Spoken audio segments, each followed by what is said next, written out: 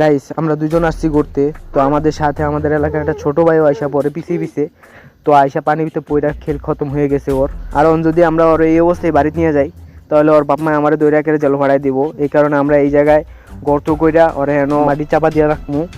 তো এটা লোক গোপনে কেউ যেন না জানে, ঠিক আছে?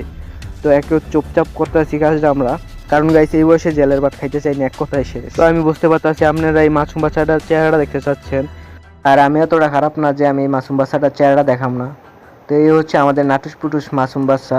এ মাসুম করলে বলবো এ হারামি টাউড আছে, প্রচুর প্রচুর টট ভাই।